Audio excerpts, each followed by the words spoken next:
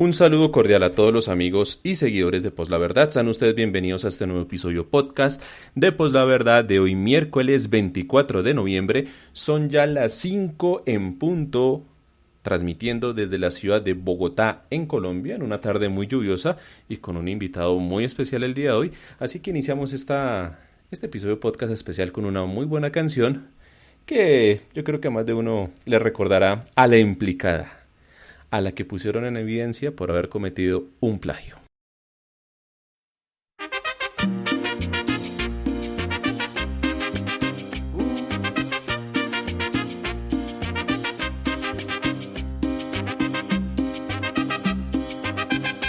Eres bien bonita, pero mentirosa, engañas a los hombres, siempre con mentiras, mentirosas. Eres bien bonita, pero mentirosa, engañas a los hombres, siempre con mentiras, mentirosas.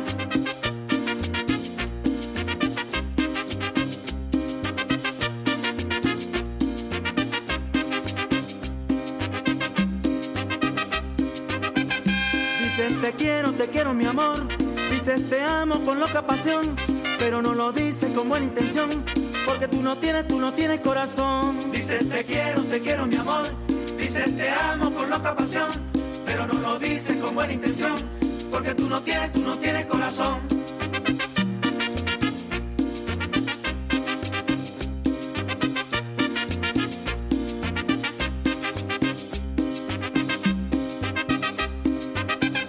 Eres bien bonita, pero mentirosa, engañas a los hombres, siempre con mentiras, mentirosas. Eres bien bonita, pero mentirosa, engañas a los hombres, siempre con mentiras, mentirosas.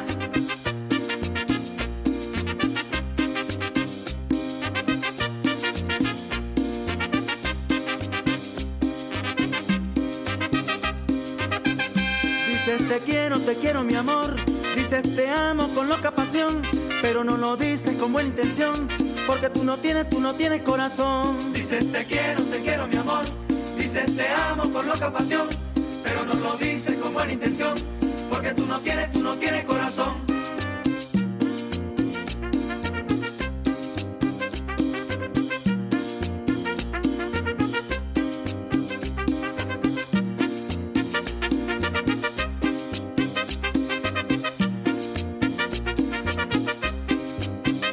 Eres bien bonita, pero mentirosa, engañas a los hombres, siempre con mentiras, mentirosas. Eres bien bonita, pero mentirosa, engañas a los hombres, siempre con mentiras, mentirosas.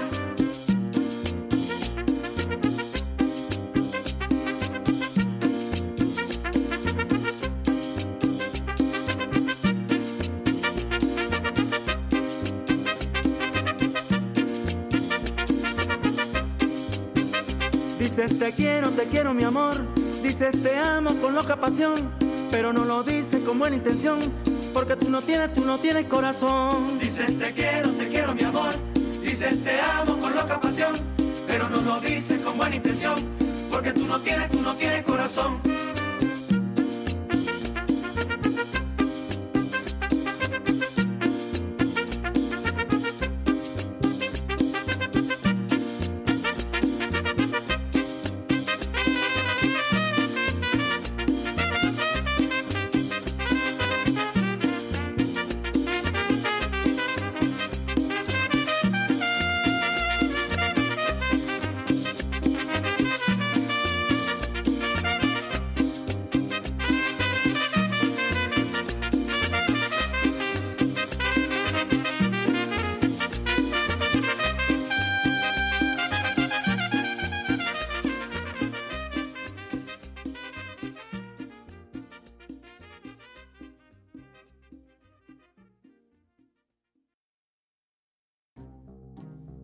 Hemos luchado mucho tiempo y hemos sufrido la pérdida de muchos seres queridos, pero no estamos solos. Hay grupos de resistencia en toda Colombia. Manténganse vivos, No tienen idea de lo importantes que son y de lo importantes que se volverán todos y cada uno de ustedes. El uribismo está planeando algo grande, pero la resistencia está planeando algo aún más grande. Somos Poslaverdad, y si están escuchando esto, ustedes son la resistencia.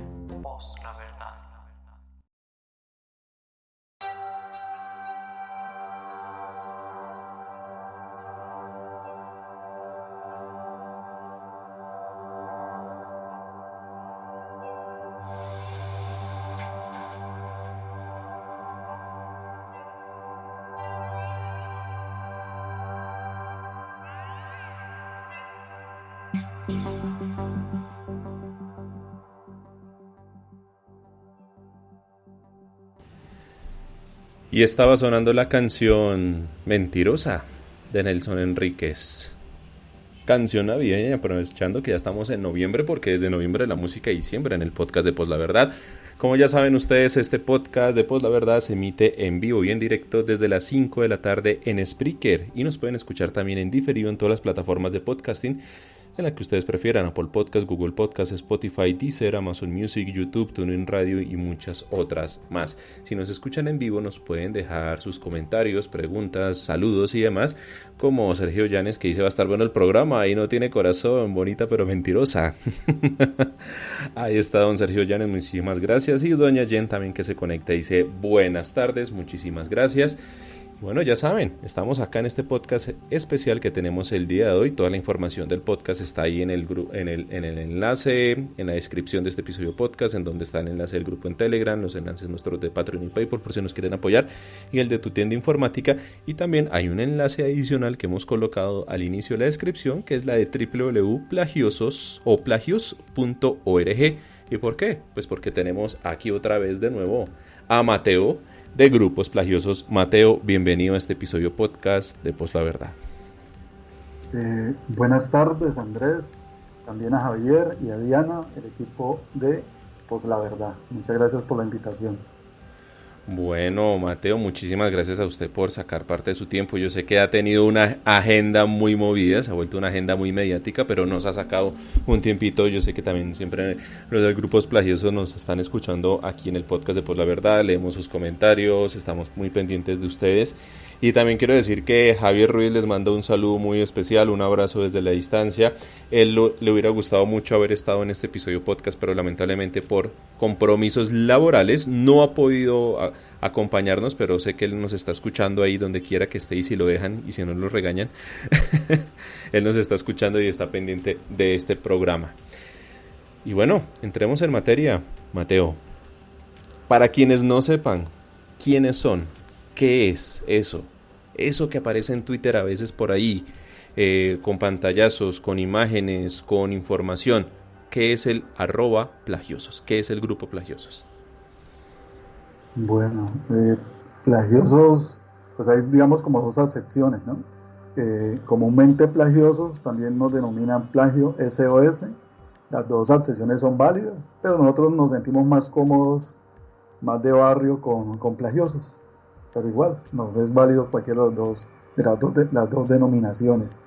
Plagiosos es un grupo de ciudadanos interesados por el tema del derecho de autor, la defensa de la legitimidad de los títulos académicos, y eso se encuentra, digamos, en relación con la calidad de la educación, la merecida calidad de educación que se merece no solamente la sociedad colombiana, sino América Latina, Hispanoamérica en su conjunto. Y eso es lo que hacemos, es un trabajo ciudadano, interesados, como les indicaba, en el tema del derecho de autor.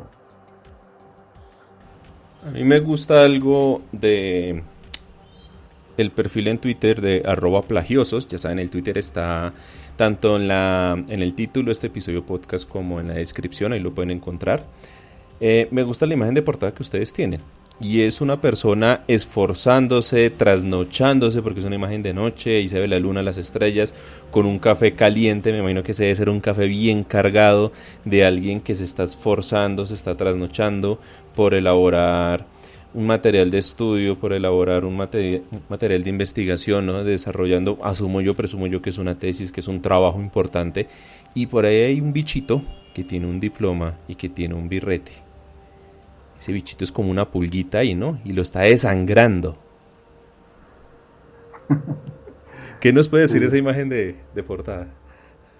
Sí, bueno, esa imagen viene desde el nuevo blog. Eso fue año 2016 y pues una persona cercana a nosotros dijo, no, pues a mí me gustaría hacerles como unas imágenes alusivas al trabajo que ustedes realizan. Entonces, bueno, así fue, y unas caricaturas y como alusivas pues al tema del plagio. Y sí, eso es una pulguita que le chupa la sangre, los chupasangres. Sí, entonces tiene que ver con eso, sí, esa es la imagen que se quiso transmitir y nos gustó, y dijimos, bueno, echémosla para adelante. La imagen es clara y el mensaje está ahí. El que plagia es un chupasangre, se está aprovechando el esfuerzo de otros, ya sea robándolo de forma descarada o incluso ya sea buscando pagar por eso.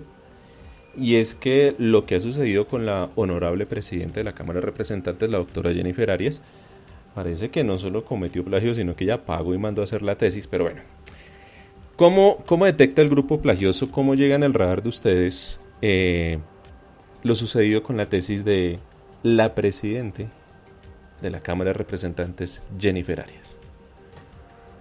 Bueno, esto es un caso muy paradójico, o sea, ¿por qué? Porque nosotros hemos presentado en estos 11 años 57 estudios de caso, 28 aquí en Colombia, que incluyen desde trabajos de grado, maestrías, doctorados, artículos, libros, y prácticamente nunca se ha presentado un caso de sanción, y menos aún un hecho público, mediático, ¿cierto?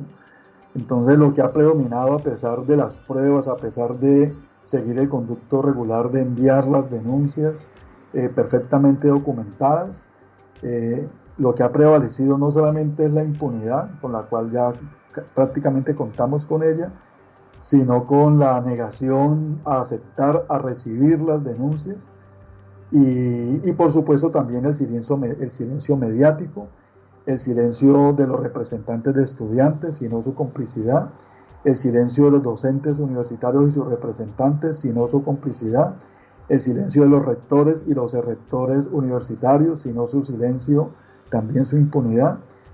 Y en este caso sucede que fue simplemente en una sección dentro de Twitter, que ni siquiera es dentro del blog de plagiosos, sino en Twitter, que le denominamos dudas académicas.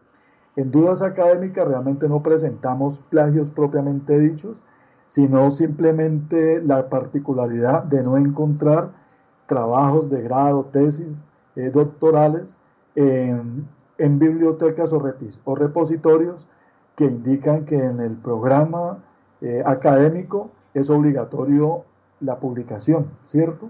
Entonces lo presentamos como una duda académica. ¿Dónde está la tesis? ¿Dónde está el trabajo de grado?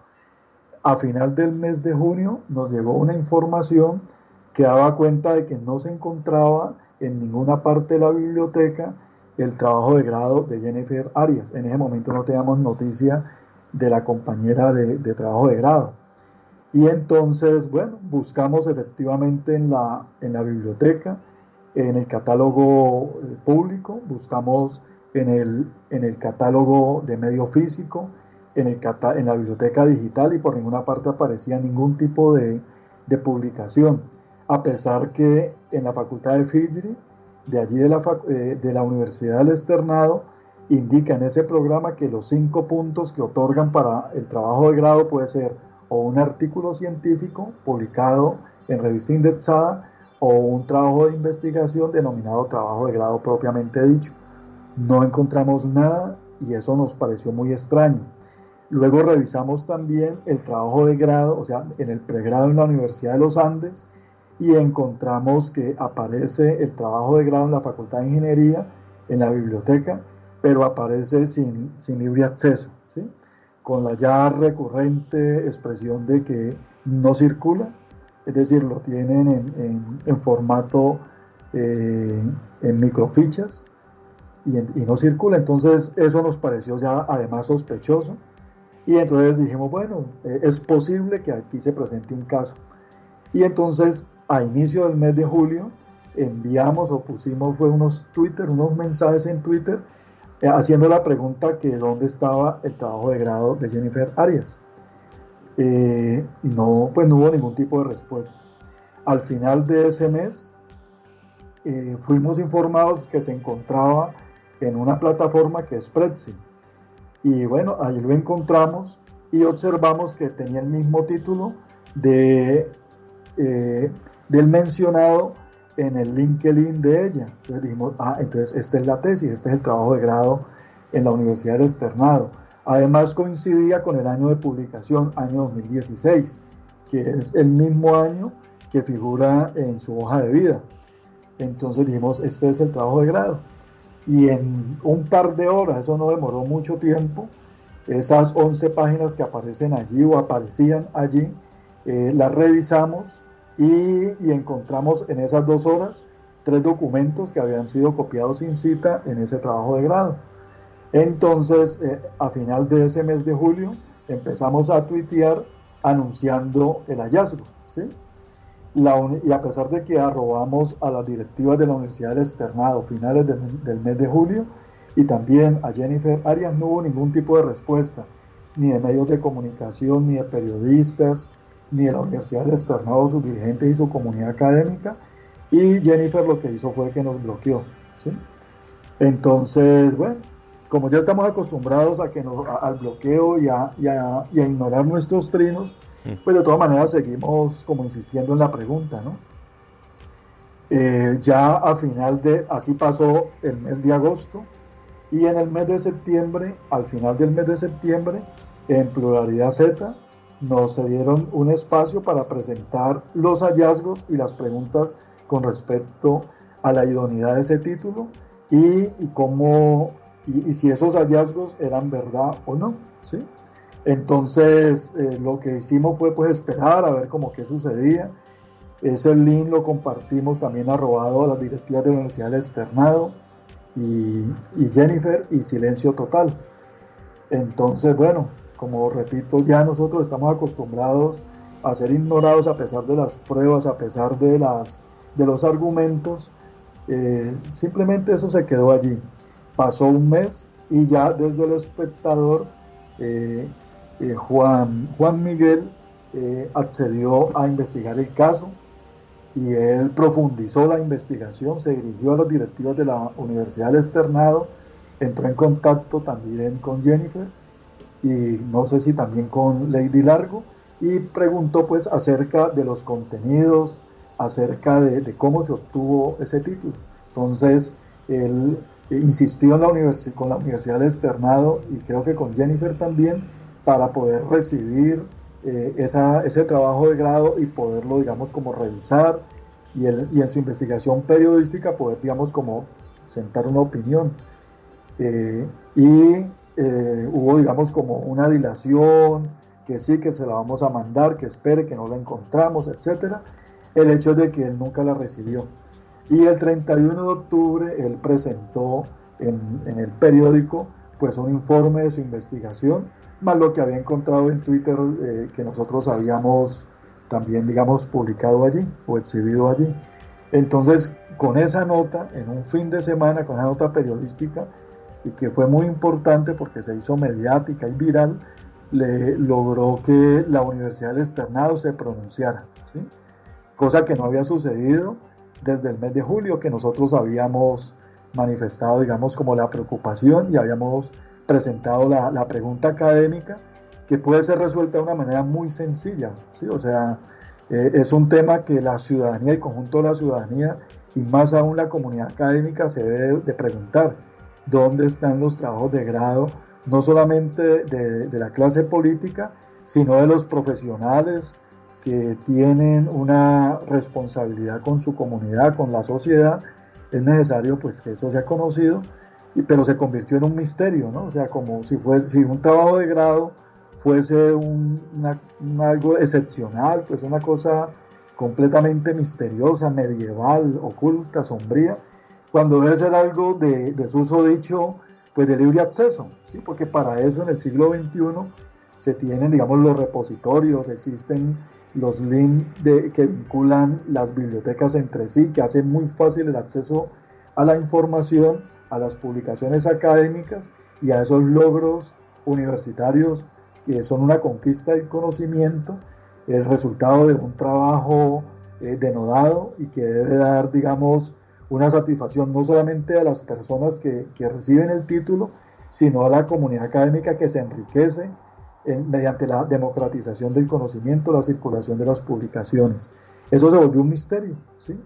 Entonces, la Universidad del Externado, en ese momento, las directivas, no en su página web, sino en Twitter, en un comunicado de prensa, entonces informan que han recibido la información desde principios del mes de octubre, cuando nosotros lo habíamos hecho desde inicios del mes de julio. Bueno, no importa, vamos a suponer que lo recibieron solamente en el mes de octubre, ¿sí? Pero Mateo, ahí le hago una pregunta muy concreta.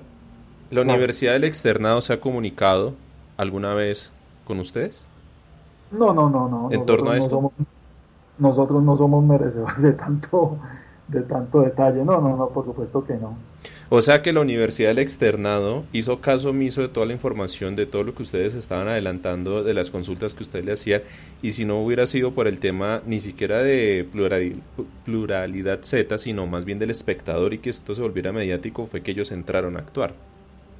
Sí, correcto, así fue. Además de que esto viene con otro tema por ahí mediático que ha pasado en contra de la Universidad del Externado, ¿no? Digamos que este es el segundo escándalo en menos de un mes que sucede en esa universidad. Sí, no, nunca hubo ningún tipo de comunicación, pero para nosotros, hasta nos luciría extrañísimo que se dirigieran a nosotros. Eso sí, eso es normal, ya nosotros estamos habituados. Sí. Segunda pregunta, ¿ahí Jennifer Arias en algún momento se intentó comunicar ella directamente o a través de una persona con ustedes? No, tampoco, mucho menos. ¿Ella les exigió algún tipo de retractación? ¿Hubo presiones, hubo amenazas, correos intimidantes? ¿Hubo algo? No, hasta ahora no, pues ojalá no pase, pero pues si pasa, pues ¿qué hacemos? Bien, entonces nos estaba diciendo Mateo, la Universidad del Externado dice que con información que les llegó en octubre, no que les llegó desde meses atrás, cuando ustedes iniciaron todo esto. Sí, eso fue el primer comunicado. El segundo comunicado fue 8 días después, hace 15 días. La Universidad del Externado lo que informó fue que Jennifer había enviado una nueva versión en papel a la Universidad del Externado, que lo había radicado, pero no informó nada en relación con los avances de la investigación, si había investigación, si habían tomado una decisión, no sabíamos nada, ¿sí? O sea, había, digamos, como todo un misterio, cuando es algo que realmente es muy sencillo, porque en un procedimiento, en una inspección de un documento, de ese documento, seguramente en media jornada, en una mañana o en una tarde, una persona o 2 personas pueden revisar y determinar si hay hallazgo o no hay hallazgo, ¿sí? Y digamos, por lejos, en una semana puede tener un concepto bien fundamentado, bien argumentado, con pruebas que puedan decir que hay plagio o que no hay plagio. Por eso nosotros dudamos que la Universidad del Externado, que sus directivas fueran a pronunciarse de manera afirmativa en relación con los hallazgos que nosotros habíamos anunciado. Pero también por eso, a pesar de que es, digamos, una acción, nosotros pensamos que es incompleta, pero el simple hecho que anuncien que efectivamente hay no 3, sino 5 fuentes documentales plagiadas, de acuerdo con el veredicto y el comunicado de la Universidad del Externado, eso ya para nosotros, en este mar de impunidad histórica, nosotros pensamos que eso ya es un triunfo, ¿sí? Para nosotros, tan pequeñitos que somos, eso es un gran logro. Pues ustedes fueron, ahí sí como dicen, el aleteo de una mariposa que terminó ocasionando ya un tornado de proporciones mediáticas en donde se ha puesto a temblar y a poner en duda la dignidad de la quien es hoy la presidente de la Cámara de Representantes. Mire, Mateo, que ayer casualmente me dio por escuchar el programa La Hora de la Verdad. Hoy no lo hice, pero lo hice ayer en su momento. El doctor Fernando Londoño no ha podido por cuestiones de salud, pero los pupilos del doctor Londoño que están ahí, ellos sí empezaron a hablar de plagio, ellos empezaron a abordar el tema desde una connotación académica, que sí se llega a demostrar eso, eso es muy grave, que todas esas cosas, pero empezaron a sembrar la duda en este sentido, y por ahí va la pregunta. Es que hay que tener en cuenta que ¿quién es Jennifer Arias? Pues ella es del Centro Democrático, estamos a puertas de elecciones, esto es un caso mediático, esto tiene más bien una connotación política y lo que busca es aprovecharse del tema electoral, más o menos era lo que ellos estaban diciendo. Ustedes tienen de pronto, esto es para aclarar nomás, ¿tienen de pronto alguna connotación, algún fundamento político a la hora de hacer este tipo de hallazgos, de investigaciones? Porque es que por ahí se están yendo los del Centro Democrático en defensa de Jennifer Arias. Es que esto es una persecución política. Bueno, con respecto, digamos, como a ese tipo de afirmaciones y de señalamientos, siempre ante cualquier afirmación que se haga, pues hay que probarlo, ¿cierto? No puede ser simplemente un concepto o un comentario sin ningún fundamento.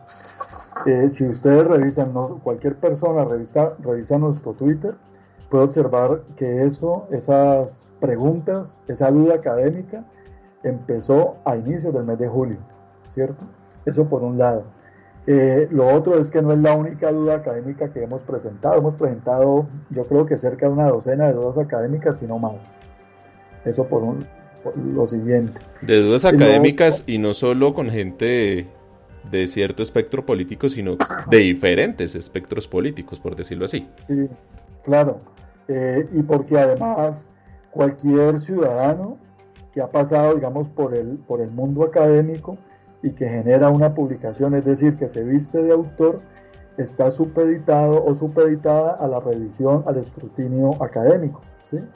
O sea, para cualquier autor debe de ser hasta un homenaje que otras personas le revisen su publicación y más aún si que le hagan, digamos, como preguntas acerca de su contenido, ¿sí? Entonces, eso es del mundo académico, leer las publicaciones, cuestionarlas, y cuando se llega al momento de una pregunta acerca de quién es el autor o quién es la autora de un contenido, pues en las publicaciones, siguiendo las normas de cita, debe de estar perfectamente detallado el origen, la fuente de esa información, de esas publicaciones.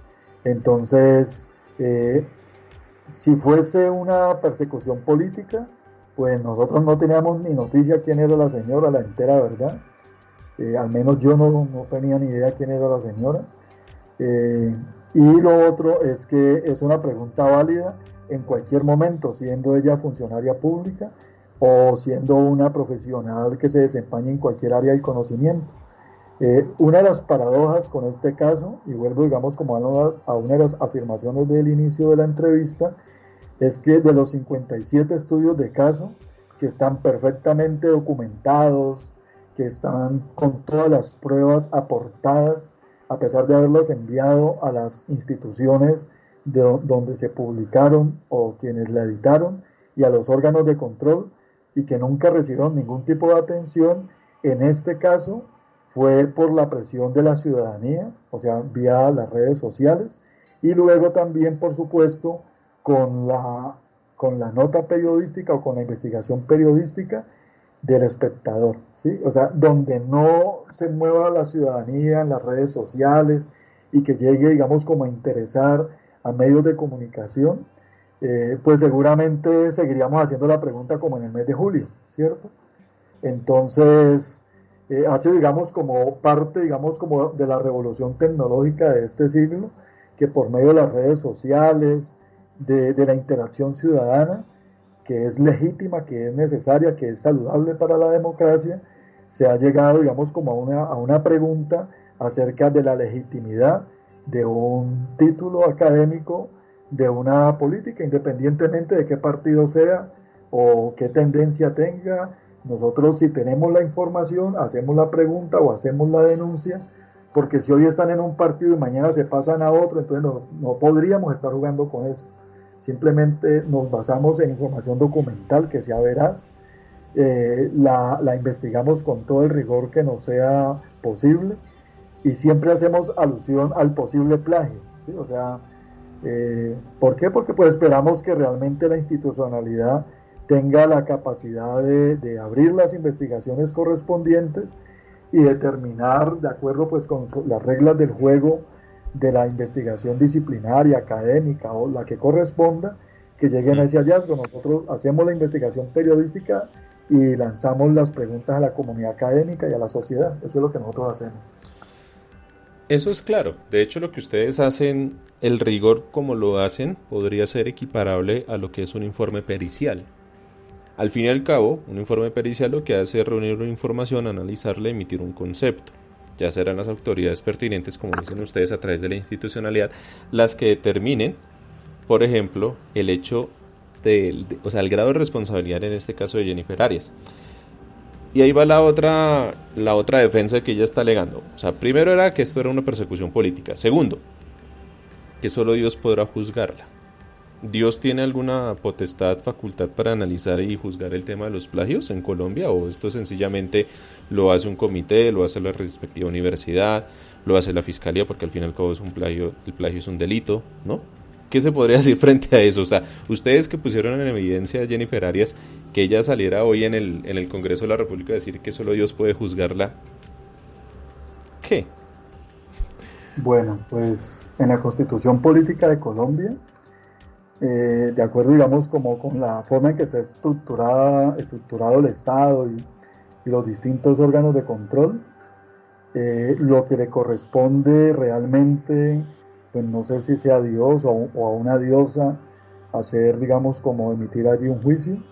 Lo que es cierto es que hay unas instancias humanas en el orden nacional que deben de investigar este tipo de hechos, y no solamente el de ella, ¿no? O el de ellas, sino que hay muchos casos en las universidades que han sido ignorados y que merecen la atención, ojalá de Dios, pero también en especial de las autoridades académicas que son las llamadas por mandato constitucional, por la ley, a investigar los casos, a no renunciar a investigar los casos porque sucedieron en el ámbito académico, y es insólito que una egresada de una universidad nosotros no la hemos escuchado, o sea, realmente hemos evitado, digamos, como escucharla, porque no nos gusta. A mí en lo personal no me gusta como escuchar a las personas que han sido señaladas de esto, pero pues son las universidades y la justicia ordinaria, las autoridades que les corresponda, realizar la investigación correspondiente y emitir un concepto y, si se quiere, un juicio, ¿sí? O sea, realmente pues no sé de qué cabeza de una persona profesional salga una afirmación de esas de que tiene que ser Dios quien la juzgue. Eso, pues no sé si es chistoso. Es que ya con esto van dos cosas. Lo primero, es que esto es una persecución política. Primer argumento de defensa. Segundo, solo Dios podrá juzgarme. Tercer argumento que ella utiliza ahora, es que yo no he sido escuchada, no se me ha respetado el debido proceso. Me están acusando de algo que yo no hice. Vuelvo y digo, lo que hizo Grupos Plagiosos es un informe equiparable a un concepto pericial. Lo que hizo la Universidad del Externado, dentro de la base de información que ellos tienen, es encontrar definitivamente a través incluso de un software las evidencias claras de un plagio. Por eso es que ellos ponen en conocimientos a la universidad, el externado pone en conocimiento tanto de Fiscalía, porque esto es un delito, Corte Suprema de Justicia, pues porque la Corte es la que tiene el fuero para juzgar a los aforados, en este caso los congresistas, como lo es Jennifer Arias, y también tiene que entrar Procuraduría a revisar esto. O sea, lo pone en conocimiento de las autoridades. ¿Para qué? Para que esto entre dentro de un proceso formal. no es que a ella no la hayan escuchado, lo que pasó es que encontraron unas evidencias, y en este caso, y como nos lo dice aquí Mateo, frente a unas consultas y unos requerimientos que le hicieron desde grupos plagiosos, ella sencillamente omitió responder, omitió dar alguna razón. Que eso esté bien o mal, que le haya jugado a favor o en contra, solo determinará en su momento la justicia. Grupos plagiosos siguió con lo suyo, pusieron esto en evidencia, llegó el espectador, lo volvió mediático, y el externado hace su propio análisis y encuentra unas evidencias. Tengo acá una cuestión, y es: ¿quién es el profesor Alain Remes?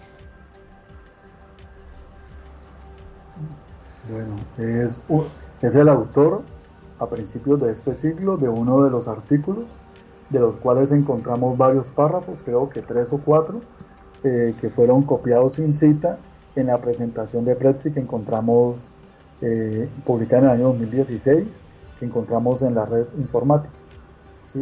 Está en la página de Prezi. Ese artículo, luego nosotros se lo compartimos vía Twitter, y él se pronunció, él dijo que efectivamente eso era una copia, que no lo había citado y que eso es un plagio. O sea, en el mundo académico esa es la denominación que se le atribuye a la copia sin cita.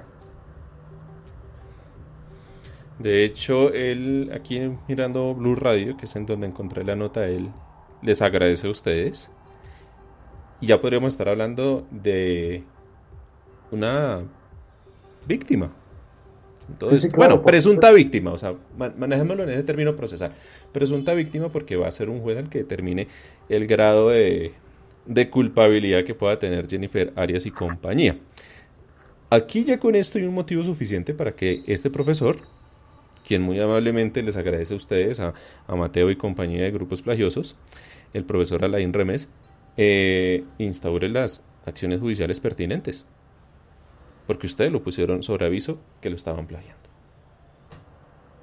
Sí, bueno, digamos que todos estos casos de plagio realmente son dolorosos. No vayan a pensar que nosotros nos alegramos con cada uno de estos casos, porque eso hiere el alma académica, hiere digamos como la capacidad de reflexionar en relación con lo que es la idoneidad de los títulos, o sea, nos pone a dudar en relación, digamos, con el quehacer académico. De hecho, nosotros tenemos una historia con una compañera que fue de plagiosos, y ella, docente de literatura en un sitio, en una universidad, y nos estuvo colaborando un tiempo, y cuando estaba ella analizando un caso nos dijo: no, esto es muy duro, o sea, yo después de que leo esto, de que veo las pruebas, a mí me golpea mucho, ¿sí? Me bajonea. Entonces, y ella desistió de seguir colaborándonos por eso, porque es muy doloroso. Entonces, pero es algo que, a pesar de que es muy triste, que es muy decepcionante, si uno tiene en cuenta todos los esfuerzos que hacen muchas personas para lograr un título, para lograr estudiar la primaria, el bachillerato, es muy doloroso si uno piensa en un joven como Dilian Cruz, asesinado por el Estado, por el SMAT, un joven reclamando su derecho a la educación y que es asesinado con los impuestos del Estado por un grupo armado institucional, y uno contrasta esto con la obtención fraudulenta de títulos, y que con esos títulos son capaces de lograr sueldos extraordinarios.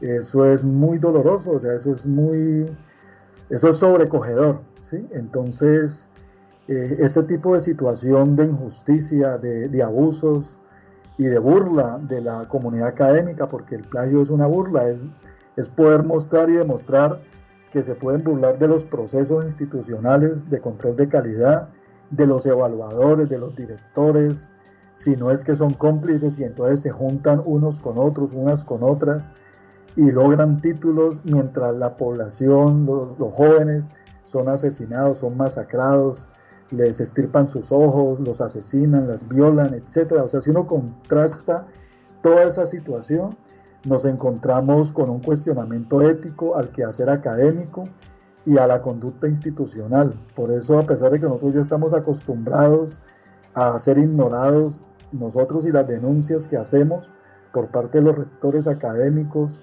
por parte de los directores o los decanos en las distintas facultades, incluso los representantes de estudiantes y de profesores, no deja de dolernos, digamos, como esta situación en la cual se encuentra la educación superior tan calamitosa, y por eso no nos es extraño que se caigan puentes, que sucedan todo este tipo de tragedias y desfalcos a lo largo y ancho del país, donde están involucrados egresados de las principales universidades de la nación, ¿sí?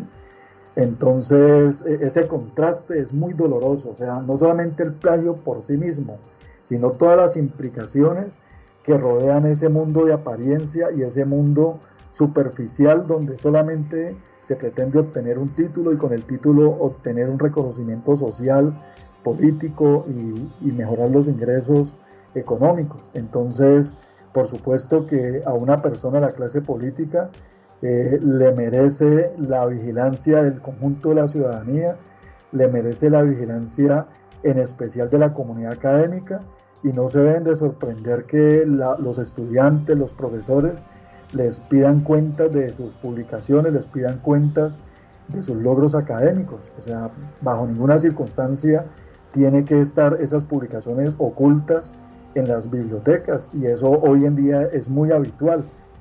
También bajo, digamos, el pretexto de la protección del derecho de autor, sin ninguna justificación, tesis, trabajos de grado son ocultas, ¿sí? Sin ningún tipo de justificación. O sea, uno no concibe que el trabajo de grado de Paloma Valencia como abogada y como filósofa no sea de libre acceso.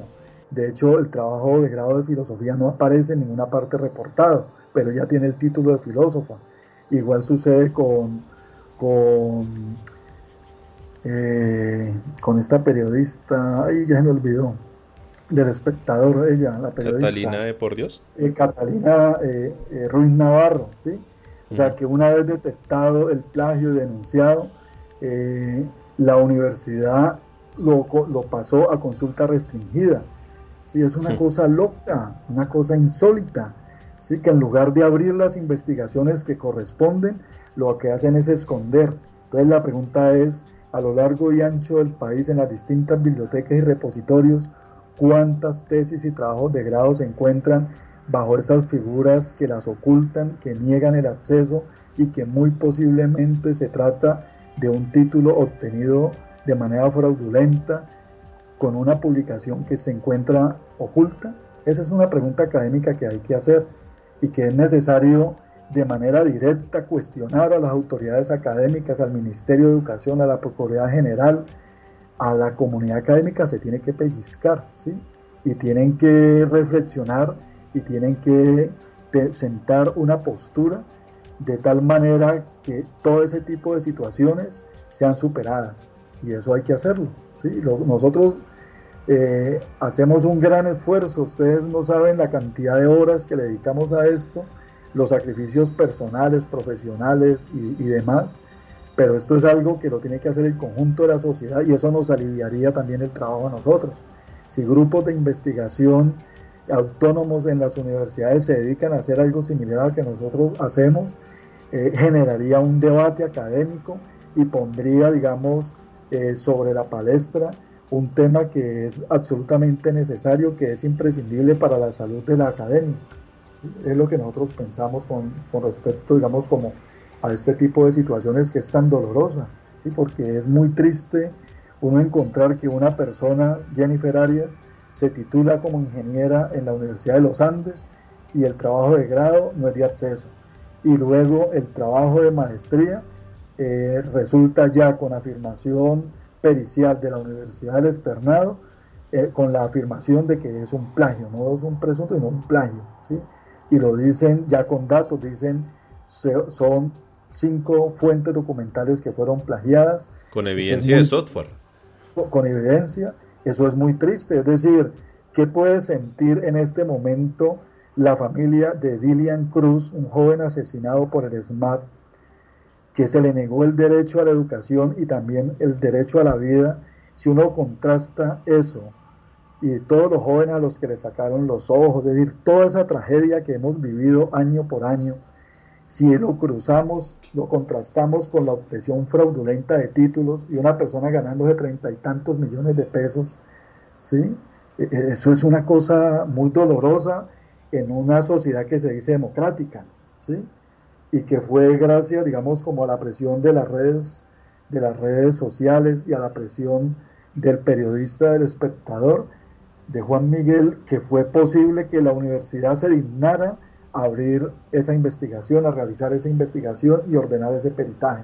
Mire todo lo que ha sucedido para que en 11 años solo una institución haya hecho eso y que ni siquiera es con un estudio de caso rigurosamente, digamos, formulado, ¿sí? Hay 28 estudios de caso esperando algo similar en la Universidad de los Andes, en la Universidad Nacional, en la UIS, es decir, en muchas universidades de Colombia, ¿sí? ¿Por qué no lo hacen? Porque simplemente no tienen ningún interés de sancionar el plagio, a pesar de que es un mandato constitucional, a pesar de que se encuentra en la ley, a pesar de que se encuentra en los estatutos académicos. Se burlan de eso, se burlan de la denuncia y revictimizan a las personas víctimas del plagio, como ha sucedido, digamos, con este escritor y este autor mexicano, también con uno peruano y guatemalteco. Eso es lo que tengo ahí para comentarles a manera de reflexión. Esta reflexión que hace Mateo es muy válida, porque independiente del cargo que tenga la persona que haga un plagio, para poderse graduar, para poder cumplir un requisito de grado, ¿bajo qué criterio va a ejercer la profesión? Y aún más, siendo un agravante, que busque tener una acreditación de título universitario, de especialización, de lo que sea, para poder llegar a ocupar un cargo público. Porque Jennifer Arias, al igual que muchas otras personas, han acreditado tener ciertos títulos para poder ser, ¿qué?, más solventes a la hora de conseguir el voto de una persona, para poder ganar esa confianza, para poderse, no sé, ostentar. Y bajo ese mismo criterio, por ejemplo, ella ha ejercido la presidencia de la Cámara de Representantes. Recuerden ustedes el Anatolio Botesí, por ejemplo, y otras cosas más. Gente de la Cámara de Representantes que han criticado, que han cuestionado la forma como ella dirige las sesiones y cómo, por ejemplo, busca anular el tema de la oposición. Y hay que recordar, es que se copió, no pasa nada. No, esto es un delito. Y en el Código Penal se habla en diferentes artículos al respecto. Por ejemplo, traigo a colación el artículo 270, violación a los derechos morales de autor, ¿no? Y pone unas penas, y está dividido en 3 numerales. Y está bien explicado ahí el tema. Esto lo tienen que conocer las autoridades. Por eso es que ya incluso ayer la Corte Suprema de Justicia anunció indagatoria. Ojo, la indagatoria es que va a empezar a investigar si se cometió o no un delito. ¿Por qué? Porque la Corte Suprema de Justicia, que es la que tiene la potestad constitucional de investigar a los congresistas, recibió una información por parte de la Universidad del Externado. Punto 1. Punto 2. Hay un hecho notorio. De hecho, estamos todos aquí hablando gracias a lo que adelantó Grupos Plagiosos, por lo cual, y por el tema del espectador, se viralizó, se volvió pues de público conocimiento. Entonces, esto es motivo suficiente para que la justicia ya empiece a investigar. ¿Lo va a hacer la Corte? Sí, pero también es necesario que lo haga la Fiscalía. ¿Por qué? Porque muy seguramente Jennifer Arias no hizo esto sola. Muy seguramente hay otra gente detrás. Y ya se están hablando de nombres, se están hablando, no, es que ella pagó la tesis y sencillamente ella ni siquiera la plagió, sino que la mandó a hacer. Entonces eso lo tiene que investigar la justicia y para eso está la Fiscalía. El problema es que hasta el momento, o de lo que yo he revisado, no hay pronunciamiento alguno por parte de la Fiscalía. Entonces, esto, vuelvo y digo, esto es preocupante porque esto es un delito, se está lesionando un bien jurídico respaldado, esto está tipificado, esto no es un hecho aislado, esto no es un hecho que solo Dios podrá juzgarla, que esto es una persecución política y qué pasa si es que solo fue una copia. No, es que no pudo usar bien las normas APA, no, hay una evidencia, incluso de tipo pericial. Hay un software, hay unas investigaciones, hay una gente detrás de todo esto que ha logrado poner a cuestionar qué fue lo que presentó Jennifer Arias. Está el tema del profesor, que es víctima.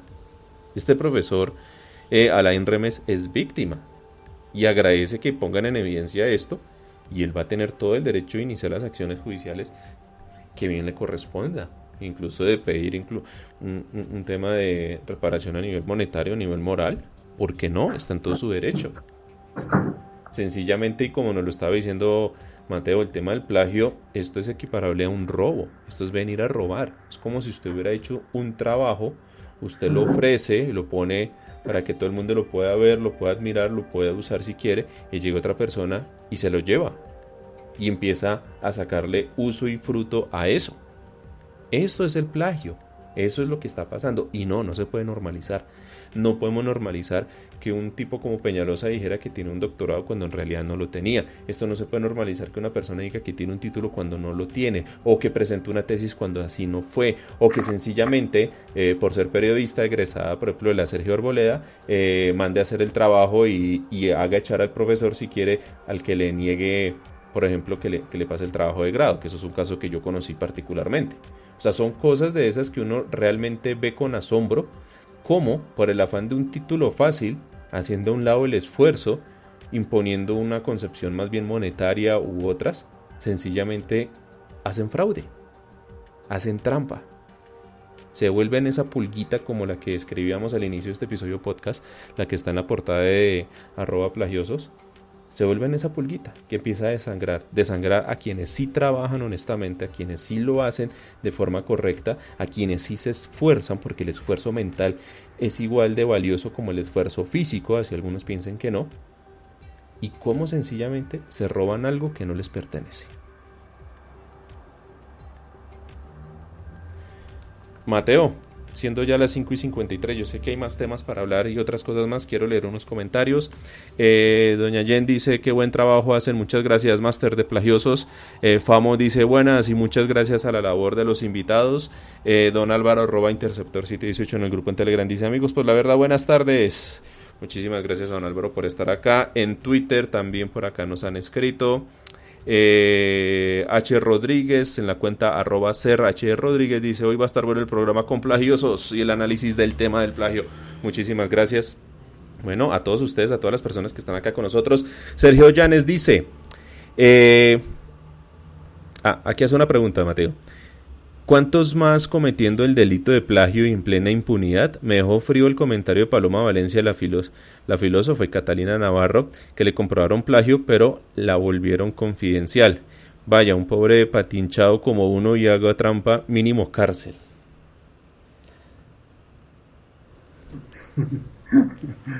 Sí, es verdad. Eso pasa. Esa es la triste realidad. Eso es lo que tenemos hoy, acá.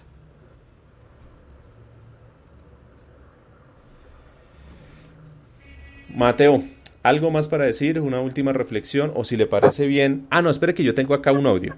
Tengo aquí un audio que yo le había dicho a Mateo que le iba a colocar, que es parte de la intervención de Jennifer Arias en el Congreso hoy. Salió muy gritona, salió muy altanera, alzadita, como dirían algunos, en donde, mejor dicho, antes no dijo que le íbamos a hacer disculpas y que pobrecita ella y que... No, o sea, antes presentó algo de tesis.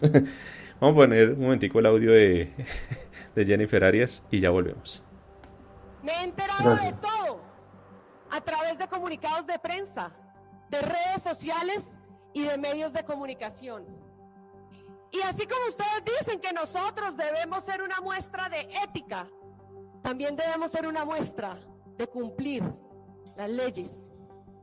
Y nuestras leyes dicen que cualquier ciudadano, les caiga bien o mal, les guste o no, tiene derecho a ser escuchado en un proceso cualquiera que él sea, de adjuntar pruebas en un proceso cualquiera que él sea, pero además, no solamente de un debido proceso, sino de no mancillarle su nombre sin ser escuchado.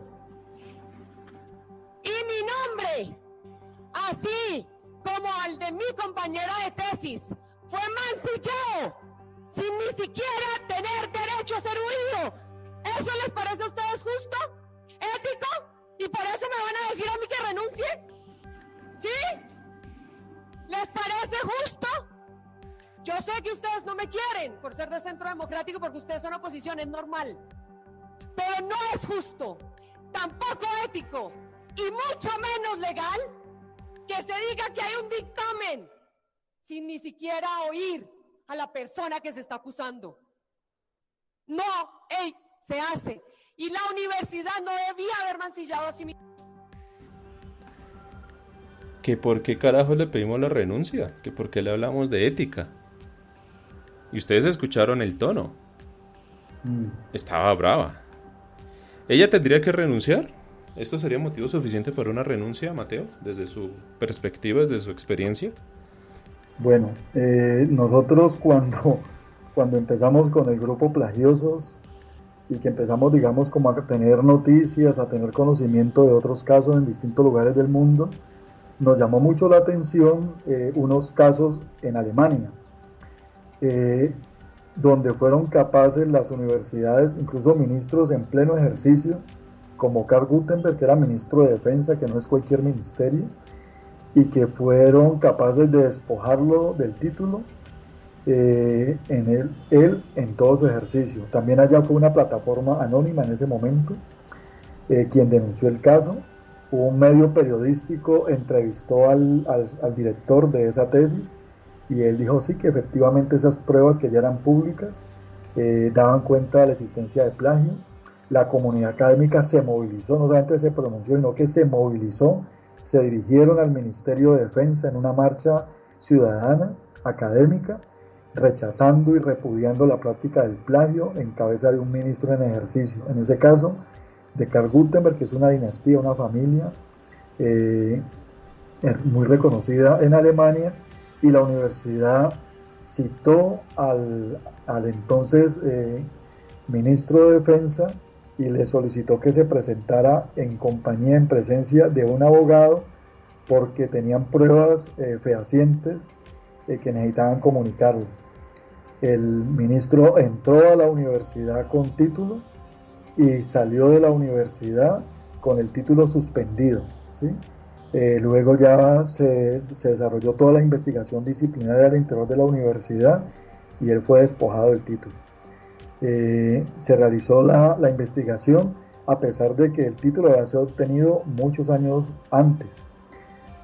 Igual sucedió un par de años después con la ministra de Educación y Ciencia, y esa ministra había obtenido el título doctoral por allá en los años 80, ¿sí? O sea, cerca de 30 años, si no más, había obtenido el título, y de igual manera la universidad, esa fue otra universidad, también la despojó del título. Es decir, no se escudaron en que no, es que hace muchos años. No, señor, usted tiene un título con el sello de nuestra universidad, fue obtenido de manera fraudulenta, y nosotros con estas pruebas 20, 30 años después la sometemos al juicio, en un juicio pericial, y la despojamos del título, ¿sí? Es decir, sin ningún tipo de complicidad. Esas universidades han dado ejemplo para el derecho de autor, y que debe ser para nosotros, ha sido, digamos, como un referente y casi como un espejo donde nosotros nos tenemos que ver y que tenemos que llegar a ese tipo de situación. Entonces, cualquier político, cualquier ciudadano, cualquier profesional está supeditado, está sujeto a que la institución académica que le otorgó el título le abra la investigación en cualquier momento de su vida académica, e incluso a nivel póstumo, ¿sí? Si fue descubierto mucho después, no se necesita el testimonio, no, señor, todo está escrito en un documento que fue publicado. Y más aún lo relacionado con el derecho de autor, porque allí están las normas de cita vigentes, y las normas de cita obligan, no son al antojo, al amaño del autor, no, son una obligación seguirlas como el lazarillo, como lo indican varios autores, y como es una obligación y se trata de proteger no solamente el título, sino la calidad de la educación, la universidad tiene todo el derecho de realizar la investigación y no se necesita de ningún testimonio para eso. Cualquier persona, y en ese caso fue la institución quien tomó la tesis, realizó el peritaje y realizó el hallazgo de los 5 documentos, las 5 fuentes plagiadas por Jennifer Arias y Lady Largo en 2016. No se necesita el testimonio, y con toda la humildad cualquier egresado debe acatar ese peritaje, ¿sí? O sea, con total humildad. Adiós a la soberbia. Así es. Que ella quiere ser escuchada, pues está siendo escuchada, y la justicia la va a llamar, y la justicia le va a hacer unas preguntas muy puntuales. Primero, señora Jennifer Arias, ¿usted se graduó de la universidad? Sí. ¿Y usted para graduarse presentó esta tesis? Sí. ¿Usted sabe por qué esta tesis tiene plagio? No, es que yo fue la tesis. No, pero mire, y empiezan a llegar todos los documentos, todas las pruebas periciales por parte de plagiosos, por parte de la universidad del externado, y ahí está. Dice, si usted presentó esta tesis, si encuentran a través de software, a través de un análisis, que hay unos plagios, que hay evidencias, por lo tanto, usted presentó un documento que no era suyo. Cometió un delito. Ya, sencillo. De quitarle el título. La universidad tiene que tomarse en eso. Ellos se escudan con el tema de los 5 años. Pero aquí Mateo nos recuerda otras cosas que han pasado con otras personas en otros precedentes, en otros países, en donde sí hay una cierta moral y ética, y a esas personas les terminan quitando el título. A nivel deportivo, doña Jen recordaba en Twitter el tema de Lance Armstrong. Lance Armstrong se le comprobó el tema del doping, incluso en torneos anteriores, y fue tanto el escándalo, porque no fue él sino fueron otros más, que la misma organización del Tour de France y la UCI, que es la Unión Ciclística Internacional, declararon desiertos todos esos títulos. No se los dieron al segundo porque el segundo también estaba dopado, o sea, los declararon desiertos. Otra cosa, en Alemania, por ejemplo, estas personas, cuando les compran el tema del plagio, ministros, independiente del cargo público que ejerzan, ellos renuncian. ¿Por qué? Porque la gente, la ciudadanía, pierde la fe en esa persona. Y resulta que lo que se llama la fe pública, ¿no? Eso es una virtud, y lástima que no está Javier, que él es administrador público, conoce más eso. El funcionario público tiene que ejercer su cargo con cierta honradez, con cierto respeto hacia el país y hacia nosotros los ciudadanos. Y si una persona llega de forma fraudulenta a ocupar ese puesto, porque eso fue lo que sucedió con Jennifer Arias, ella se acreditó con un posgrado en el cual hizo plagio para presentar la tesis, sencillamente ella defraudó esa confianza pública. ¿Qué confianza puede tener hoy la gente de tener una presidente en la Cámara de Representantes que hizo plagio? Pues ninguna. Por eso es que se le pide la renuncia a ella, y por más brava que salga, por más aireada, ahí criticando, gritando y otras cosas más, pues sencillamente ella tiene que renunciar. Doña Diana Reuter dice, hola amigos de Pues la Verdad, y Sergio Llanes dice, voy a jenniferiar mi tesis, entonces entregó otras 5 años después. Si me lo permite un momentico, son las 6 de la tarde. 6 de la tarde ya con 4 minutos. Sergio Llanes dice, le pedí a Dios que me ayudara con la tesis, pero sé que él no funciona así, entonces robé una y luego le pedí perdón. Dios siempre perdona. Plagiado de Al Pacino en El Padrino. Diego Alejandro Arevalo dice, no demoran, que el plagio lo hizo Petro. Y doña Jen dice, ¿hay alguna estadística de cuántos funcionarios públicos están incurriendo en plagio en Colombia? ¿Ustedes tienen algún dato o un sondeo o algo así desde grupos plagiosos? No, pues a ver, pues en este caso ha sido, digamos, una duda académica que condujo, digamos, como a un hallazgo. Sí. Pero nosotros nos interesa más, digamos, como los trabajos de grado, las tesis, los artículos científicos y libros, pero no en el ámbito político. O sea, realmente no tenemos un especial interés en eso. O sea, ha sido, digamos, como una casualidad esta situación. Nos interesa más, digamos, como el debate académico, que en este momento, digamos, por ser un hecho mediático y coyuntural. Con el agravante que ella es funcionaria pública, sí, presidenta de la Cámara de Representantes. Pero no tenemos, hay, digamos, como otros grupos periodísticos que sí realizan, digamos, como esa inspección, voto público, de justicia y demás, que realizan, digamos, como la inspección al trabajo de los funcionarios públicos y de la clase política. Pero en teoría es el Estado el que tendría que estar haciendo eso, ¿no? Porque al fin y al cabo el funcionario público que aspire llegar a un cargo, ya sea mediante libre nombramiento, ya sea de carrera o mediante elección popular, y se acredita, o sea, acredita es que anexa en su hoja de vida unos títulos, ¿no?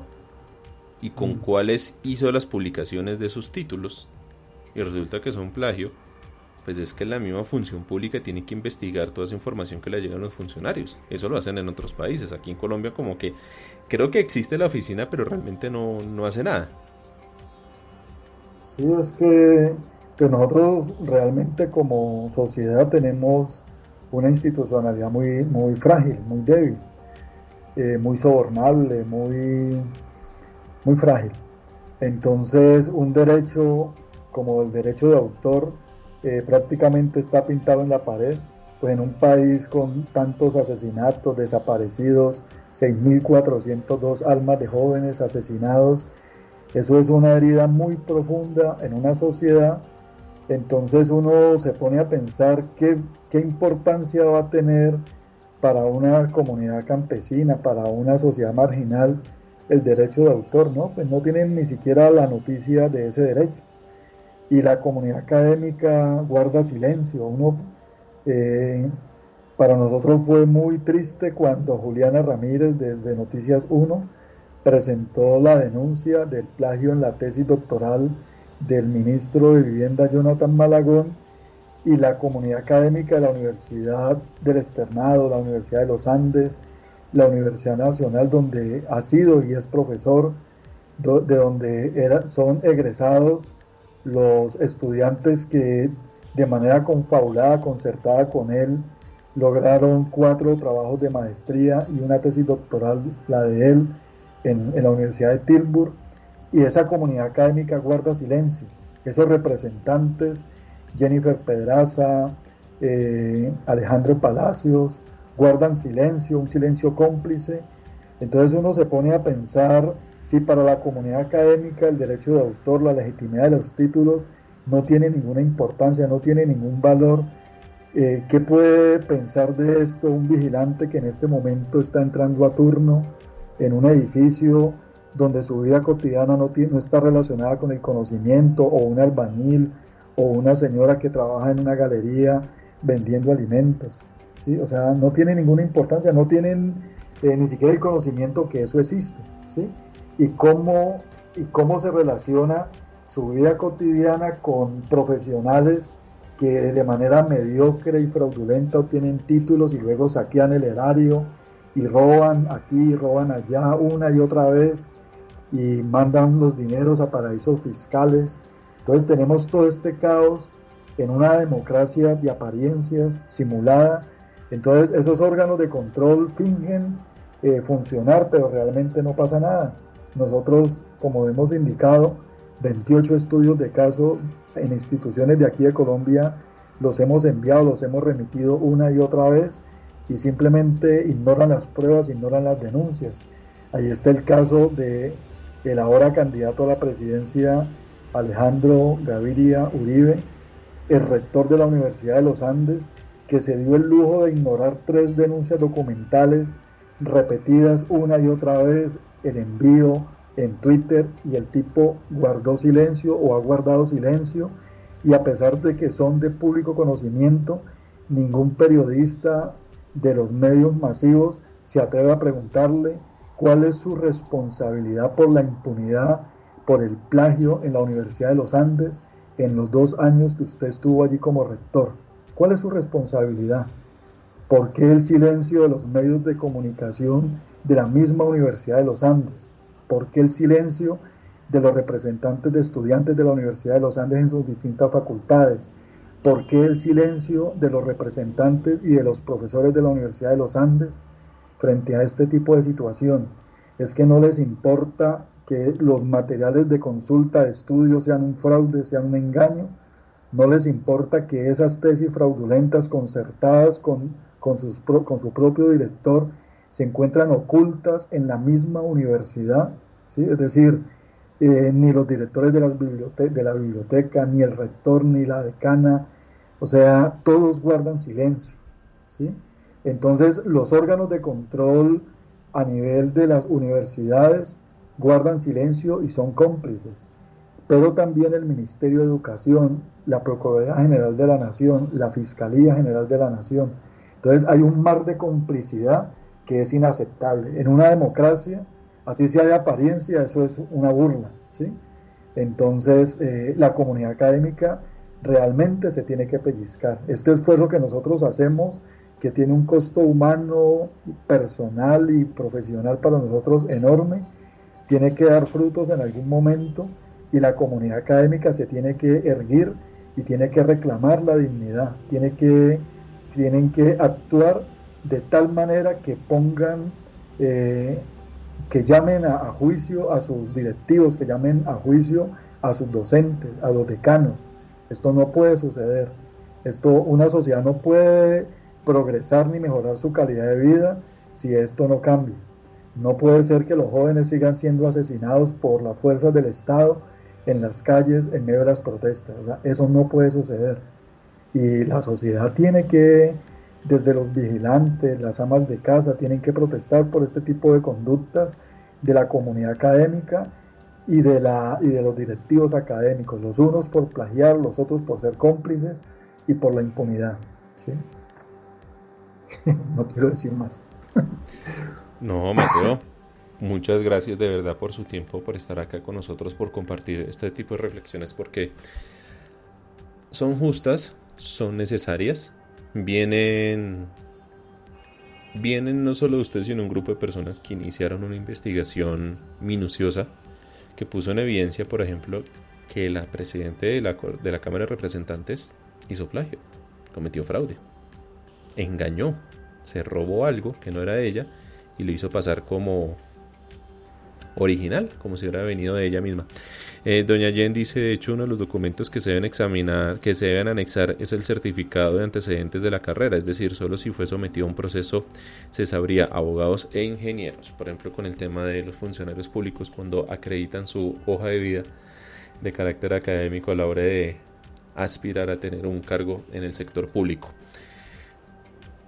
Mateo, ¿qué más se viene para grupos plagiosos? Para que vayamos ya cerrando este episodio podcast del día de hoy, siendo ya las 6:13. Bueno, antes de despedirnos y de parte del grupo, a ustedes agradecerles mucho porque cuando fuimos, digamos, como invitados por ustedes en un momento en que no había ningún caso mediático. Por eso queríamos darles, digamos, como la entrevista y compartir con sus oyentes. Muchas gracias. Este momento. Y digamos también, un agradecimiento porque ustedes también en su quehacer profesional han manifestado en su podcast esta preocupación, y en varios momentos han abordado la temática del plagio y los títulos fraudulentos en las universidades colombianas, tema que a nosotros nos interesa y que nosotros agradecemos enormemente. Pues nosotros seguimos realizando las investigaciones. El siguiente año vamos a seguir solamente presentando una vez al año los estudios de caso. Vamos a presentarnos el siguiente año con 12 estudios.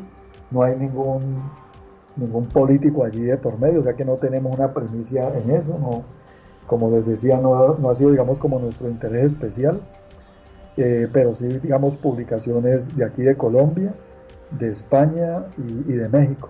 Entonces, esos 12 estudios de caso que se encuentran en construcción van a ser presentados en abril 23, el Día Internacional del Derecho de Autor, para el debate académico, y bueno, sacar también el rato en las redes sociales para compartir, para reflexionar con la ciudadanía, y esperar que poco a poco este tema no solamente se convierta de actualidad, sino que también la comunidad académica empiece a realizar actividades en protección de su calidad de educación. Eso es lo que esperamos, y bueno, seguimos con mucha tranquilidad y mucha sencillez haciendo nuestro trabajo, que es una labor ciudadana que cualquier grupo de ciudadanos puede realizar y que debe realizar. Este caso mediático pues da cuenta de la importancia de este tipo de esfuerzos, y que si los medios de comunicación y los periodistas tienen la sensibilidad de voltear a mirar esas pruebas y esas evidencias, pueden también tener, digamos, como una noticia para el conjunto de la sociedad. Entonces, esa articulación de grupos de investigación, redes sociales y medios de comunicación, sobre todo los alternativos, los pequeños, empiezan digamos, a dar frutos en este tema. Y nosotros pues agradecemos por prestarnos atención, por habernos ofrecido también su espacio para compartir con Javier, con Diana, estas reflexiones y estos momentos, y estamos profundamente agradecidos. Le voy a pedir un favor a cada una de las personas que nos escuchan, ya sea en vivo o en diferido. Sigan a Grupos Plagiosos, estén pendientes de ellos, de los trinos que ellos sacan. A veces hay días en que ellos no sacan un trino, a veces sí, porque ellos están obviamente elaborando las documentaciones y las investigaciones del caso. Y depende de nosotros el poder dar retweet a esos trinos, a esas denuncias que ellos ponen en conocimiento, para que esto se vuelva viral. ¿Para qué? Para que un medio como El Espectador, El Tiempo, el que sea, como que se pesque, diga, venga, vamos a investigar esto. Porque así fue lo que pasó con lo de Jennifer Arias. Lamentablemente esto fue un tema con una funcionaria pública, entonces digamos que sí tiene una connotación mediática importante. Pero si nosotros desde las redes, desde Twitter, que es desde donde nos movemos acá, apoyamos, ayudamos a Grupos Plagiosos a divulgar la serie de denuncias que ellos están emitiendo, es algo válido, es algo muy necesario y es una especie de apalancamiento para que sencillamente esto no se quede en un trino, sino que sencillamente eso llegue a cada vez más personas y genere las repercusiones que tengan que generar, incluso que lleguen a oídos de las mismas universidades dolientes con el tema, por ejemplo, del plagio. Mateo, ya para finalizar, redes sociales, el arroba de ustedes y la página de Plagiosos también. Bueno, nuestro Twitter, porque el Face no lo cerraron. El Twitter es @plagiosos y la página es plagios, o sea, www.plagios.org. Allí encuentran estudios de caso y otra información de interés. ¿Ustedes tienen un backup de todo? Claro, sí, por supuesto. Bueno, claro, y hay que tener una cuenta alterna en Twitter también, ¿no? No la tenemos realmente. Por si las moscas. Pues hay otra, pero no la hemos utilizado realmente. Bueno, esa tener ahí en reserva por si las moscas, ¿no? Que ya sabemos a veces qué pasa. Bueno, ya les pasó con Facebook. Sí. Bueno, ya saben, el Twitter institucional es @poslaverdad, el Twitter de don Javier @contraguarri, el mío @jvp008. Mañana nuevo episodio podcast, un podcast especial con Adin Comics hablando sobre la nueva película de los cazafantasmas. Y a Mateo, todo el agradecimiento por estar acá con nosotros de nuevo. Ya había estado antes acá en un episodio podcast, ya es conocido aquí en la casa de Pues la Verdad, siempre nos dejan sus comentarios o saludos cuando nos escuchan en vivo, nosotros acá siempre los leemos, estamos muy pendientes de ustedes. Y bueno, hay que seguir hablando de plagios y de otros casos de plagios, así que la invitación y los micrófonos de Pues la Verdad, como siempre, están abiertos. Mateo, muchísimas gracias, pues en nombre de toda la comunidad de Pues la Verdad. No, Andrés, a ustedes, a Javier, a Diana, muchísimas gracias. Y bueno, seguimos en Tardes Plagiarias. Claro que sí, muchísimas gracias. Vamos a ver. Doña Diana Reuter a todas estas dice: gracias al grupo plagioso salió en luz el fraude de Jennifer Arias. Eso es algo que debería reconocer los medios de comunicación. Y con este trino de doña Diana Reuter ya vamos finalizando este episodio podcast. Muchísimas gracias a todos ustedes. Todos somos Pues la Verdad y todos hacemos parte de la resistencia por estar aquí escuchando el podcast de Pues la Verdad. Muchísimas gracias a todos ustedes. Hemos llegado hasta el final de este episodio podcast. Gracias por habernos acompañado.